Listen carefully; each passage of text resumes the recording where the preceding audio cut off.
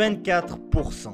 Telle est la différence de salaire entre les hommes et les femmes en France selon l'INSEE. Ce chiffre à première vue provoque l'indignation, le sentiment d'injustice, d'iniquité. Mais si on prend un peu de recul et qu'on essaie de réfléchir en profondeur sur cette problématique, êtes-vous vraiment certain que cet écart de salaire soit injuste? Je m'explique.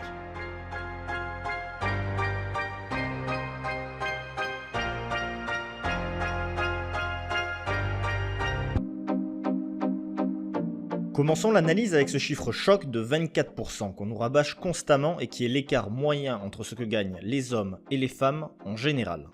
La première explication de ce déséquilibre, c'est le temps de travail. Les employés masculins et féminins ne travaillent pas exactement le même nombre d'heures. Selon les chiffres de l'INSEE, environ un tiers des femmes sont en temps partiel, contrairement aux hommes qui ne sont qu'aux alentours de 10%. De plus, on observe que les hommes rechignent beaucoup moins que les femmes à faire des heures supplémentaires, à travailler de nuit, à faire des astreintes, ce qui fait donc mécaniquement augmenter leur salaire. La cause principale de ces chiffres, vous vous en doutez, c'est qu'il existe toujours en France cette tradition qui voudrait que les femmes s'occupent du foyer. À partir du moment où elles ont des enfants, de nombreuses mères mettent leur carrière au second plan pour s'occuper plus longuement de leur progéniture. Il n'y a pas forcément de mal à ça, ce sont des choix de vie, mais ces choix ont des répercussions sur la fiche de paie. D'ailleurs, petit aparté au passage, si les femmes veulent accéder aux postes hiérarchiquement très élevés, il ne faut pas qu'elles fassent de pause et qu'elles soient investies à 200% dans leur carrière. Ça explique en partie le fameux plafond de verre, on y reviendra. Car ça ne justifie pas tout cet écart. Si les hommes et les femmes travaillaient tous et toutes le même nombre d'heures, on observerait toujours une différence de salaire d'environ 15-16%. Ce qui nous amène à notre deuxième explication. Les femmes occupent des emplois moins qualifiés et moins rémunérés que les hommes. Qui n'a jamais entendu dire les filières littéraires et sociales, c'est pour les filles, tandis que les filières scientifiques et d'ingénierie, c'est pour les garçons? Eh bien, ces idées préconçues ont eu des conséquences. Résultat, des métiers comme infirmière, assistante maternelle, secrétaire sont à plus de 85% féminins, tandis que les métiers de l'informatique ou de l'industrie lourde, qui paient beaucoup mieux, sont occupés en majorité par les hommes. Cette fois-ci, la cause de ces inégalités, c'est l'éducation. Un exemple qui devrait vous parler, c'est le fait qu'implicitement, les parents et la société véhiculent comme acquis que les filles sont moins fortes en maths que les garçons. Alors même que c'est faux, de nombreuses études, notamment une de l'université du Wisconsin, l'ont prouvé statistiquement. Mais inconsciemment, trop de filles restent persuadées que les sciences, c'est pour les mecs. Elles se mettent elles-mêmes des barrières psychologiques et préfèrent s'orienter majoritairement vers le social, qui paie beaucoup moins. On sous-estime trop souvent les effets de notre éducation sur les enfants. Mais passons. Avec ces nouvelles données, on constate tout de même qu'à poste égal et temps de travail égal, il existe encore une différence d'à peu près 10% entre les salaires féminins et masculins. Au passage, vous constaterez qu'on est déjà assez loin des 24% annoncés en premier lieu. Enfin bref, on va appeler cet écart discrimination pure ou discrimination inexpliquée, car cette différence ne peut pas s'expliquer mathématiquement. À travail égal, salaire égal, ça paraît évident, non ?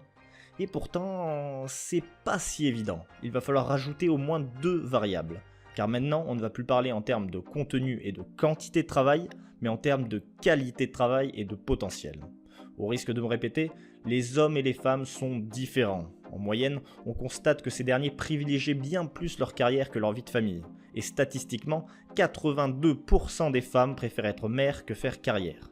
Inutile de vous dire que ça a une influence sévère sur leur vie professionnelle. Et pas juste sur leur temps de travail, mais in fine sur leur performance globale et sur leur potentiel. Commençons par parler de qualité de travail.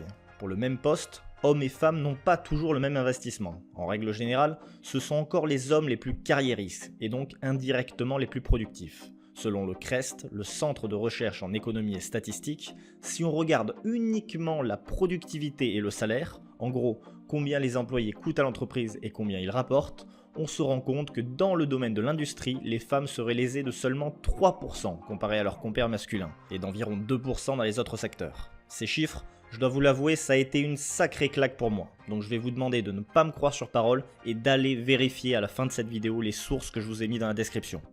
Enfin bref, si on prend en compte la notion de performance dans nos calculs, en moyenne, il y a toujours une petite différence de salaire inexpliquée d'environ 2-3%. Et même si d'un coup c'est loin d'être affolant, elle existe. Ce qui nous amène à parler de potentiel. Cette fois-ci, on va se mettre en situation. Pour le premier exemple, imaginez une femme de 40 ans ayant eu 2 bébés et ayant arrêté sa carrière 3 années. Maintenant, à poste égal, prenez un homme ayant eu une carrière longiligne. Qui allez-vous payer le mieux? Probablement celui qui n'a pas interrompu sa carrière, car avec 3 années d'expérience en plus, il est sûrement davantage monté en compétences. Et pourtant, c'est le même boulot. Là vous allez me dire, ok paterne, cet exemple marche pour une femme ayant eu des enfants, mais pourquoi il existe une différence en début de carrière? Eh bien en fait, il faut vraiment se mettre à la place du recruteur. Plus qu'un simple collaborateur, le recruteur va aussi évaluer le potentiel du candidat. Pour ce nouvel exemple, disons qu'on a un candidat féminin et un candidat masculin qui sortent d'école, qui ont la même personnalité, les mêmes expériences, tout pareil. Lequel vous prenez? Eh bien implicitement, vous pourriez prendre l'homme. Imaginez, vous formez la candidate pendant 2 ans et le jour où un gros projet vous tombe sur les bras, elle prend un congé maternité. Vous risquez d'être dans la merde. Puis il y a toujours ce risque qu'elle soit plus concentrée sur sa vie de famille que sur le boulot, qu'elle ne puisse pas faire d'heures supplémentaires pour boucler un projet urgent car elle doit aller chercher les enfants à l'école. Tandis qu'un homme, vous diminuez le risque que cela se produise. Et c'est là qu'entre en jeu le potentiel du candidat. Vous remarquerez que c'est quand même très lié à la performance. Alors même si en soi aucune fille n'est pareille et qu'avoir cette réflexion c'est faire un biais de généralisation, embaucher une femme, pour l'instant, peut-être que ça va changer, ça comporte plus de risques, donc ça se répercute sur le salaire. Et on va finir sur un dernier point, on constate que les hommes, en général, sont plus dans la compétition. Ils sont plus agressifs dans la négociation de leur salaire, ils se mettent plus en avant dans les réunions, ils prennent plus de responsabilités, tandis que les femmes sont plus dans l'écoute et la coopération. Ce sont des grandes qualités au passage, mais celui qui se fait remarquer, c'est souvent celui qui obtient le plus de primes. Encore une fois, toutes ces différences de productivité, de potentiel et de timidité viennent de l'éducation et de la société dans laquelle nous vivons qui formatent les esprits. Quoi qu'on en dise, même si on essaie de changer les choses, le fait que la femme doit s'occuper du foyer, être aimable, douce, gentille, tandis que l'homme doit être fort et subvenir aux besoins de la famille, c'est encore bien inscrit dans notre tradition et inconsciemment dans nos esprits. Néanmoins, même si la discrimination pure à la lueur des nouveaux éléments que je vous ai apportés semblerait être marginale, ça reste à vous de vous faire votre avis. Juste, attention à ne pas confondre inégalité et injustice. Vous voyez la nuance. D'ailleurs, pour clore le débat, j'aimerais apporter quelques éléments un peu annexes à la question salariale, mais qui sont intéressants. Comme le fait que les entreprises qui ont une parité homme-femme sont 20% plus performantes que les autres. C'est un énorme chiffre, on est d'accord. Mais aussi sur le fait que les femmes sont en général des meilleurs managers que les hommes, car elles sont justement plus dans l'écoute, dans la collaboration et l'organisation. Donc avoir des femmes dans l'entreprise, ça a des gros avantages, et ça pourrait peut-être rentrer dans le domaine du potentiel, vous ne croyez pas ?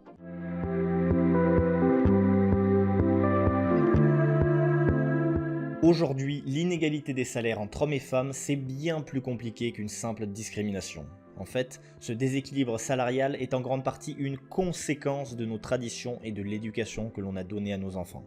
Ça ne sert à rien de vociférer contre les écarts de salaire, car si on veut que ça change, il faut s'attaquer aux causes, pas aux effets. On n'a jamais démoli aucune maison en s'attaquant au toit. Donc en premier lieu, il faudrait stopper le conditionnement des jeunes filles. Arrêtons de dire qu'elles sont jolies et que les petits garçons sont intelligents. Arrêtons d'acheter des dinettes et des poupées en forme de bébés aux filles, puis des Lego aux garçons. Arrêtons de clamer haut et fort les sciences, c'est pour les mecs, le maquillage pour les filles. Et au passage, débranchons la télévision, qui est championne pour véhiculer des bons gros stéréotypes. Et les publicités, c'est encore pire. Le jour où on aura une pub pour des aspirateurs avec un homme comme protagoniste sans se sentir obligé de mettre un slogan racoleur, là on pourra dire que les choses ont vraiment changé. Donc évidemment, le but est qu'on arrête de conditionner inconsciemment les jeunes filles à être des femmes au foyer dépendantes de leur mari. Pour faire bouger les lignes, il va falloir que les femmes soient plus investies dans leur carrière ou que les hommes s'investissent plus dans leur vie de famille et dans les tâches domestiques. Pour changer les choses, il va falloir que l'on arrête implicitement de pousser les jeunes filles à faire des études littéraires et sociales. Bref, cessons de conditionner les enfants. Ensuite, concernant les lois, si on veut obtenir une égalité de salaire parfaite, il faudra tôt ou tard que le congé paternité soit strictement égal au congé maternité. Au niveau du potentiel, on rééquilibrerait déjà pas mal l'équation. Encore une fois, peut-être qu'il faudrait que nous arrêtions de nous focaliser sur la conséquence, mais plus sur les causes. Regardez, on va réfléchir un peu sur l'exemple des quotas, qui au départ est une idée très noble, pleine de bonne volonté. Mais quand on regarde d'un peu plus près, on se rend compte que c'est la porte ouverte aux abus. En politique, un microcosme globalement toujours très masculin, on a certains partis qui dans les listes électorales préfèrent mettre des femmes moins qualifiées, moins investies que leurs homologues masculins, juste pour respecter la parité. On veut lutter contre les discriminations d'un côté, mais on en crée de l'autre. C'est assez paradoxal, non? Alors, selon vous, faut-il toujours mettre les meilleurs, les plus méritants, ou par principe d'égalité, on doit faire respecter la parité? Ce n'est pas une question évidente encore. Mais si on veut qu'une entreprise elle fonctionne, il faut que les gens dans l'entreprise ils se sentent bien. Et dans une entreprise dans laquelle il y a des inégalités, et ben les salariés ils se sentent moins bien que dans une entreprise où il y a des égalités. J'ai un autre exemple pour vous.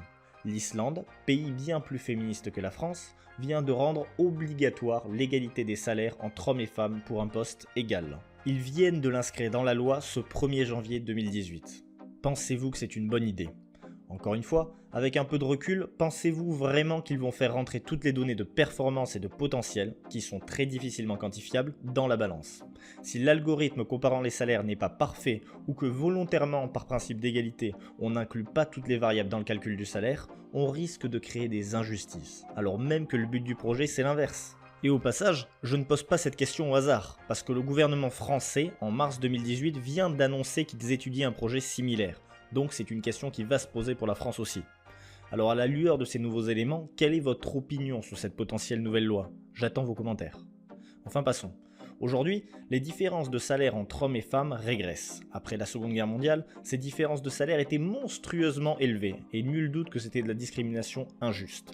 Mais aujourd'hui, notre société tend à devenir de plus en plus féministe et égalitaire. Nul doute que l'on est en train de s'engager sur cette voie. Ensuite, normalement il ne faut pas le dire, mais il apparaît comme évident qu'il existe quand même une partie de l'immigration avec des valeurs patriarcales fortes qui ne tirent pas toujours vers la direction égalitaire. Je prends des pincettes, mais ça veut dire ce que ça veut dire. En tout cas, maintenant c'est à vous de vous faire votre propre opinion sur ces différences de salaire homme-femme. Dites-moi ce que vous en pensez, c'est de l'injustice ou de l'inégalité normale? Est-ce que l'on doit rémunérer les gens de la même manière par principe d'égalité? Ou est-ce que l'on doit prendre en compte l'efficacité et le potentiel de ses employés pour la rémunération, et tabler plutôt sur une méritocratie? Encore une fois, c'est une question de point de vue, chacun aura son opinion. Et n'oubliez pas que j'ai mis les liens de toutes les études et des projets gouvernementaux dans la description, si vous voulez y jeter un coup d'œil. Sinon, merci d'avoir regardé cette vidéo. N'oubliez pas le like, l'abonnement et le partage pour le soutien. Si vous voulez avoir les exclusivités, participer au débat paterne, on vient d'en faire un sur le voile musulman, c'est sur les réseaux sociaux dans la description que ça se passe. Et pour le soutien financier, dont j'ai plus que jamais besoin pour continuer, c'est sur mon Tipeee. Merci à tous et à dimanche prochain pour une nouvelle vidéo. Bye. Si j'étais un homme, si on inversait les rôles, je soulèverais ta robe, garderais-tu le contrôle? Si j'étais un homme, si on échangeait de peau,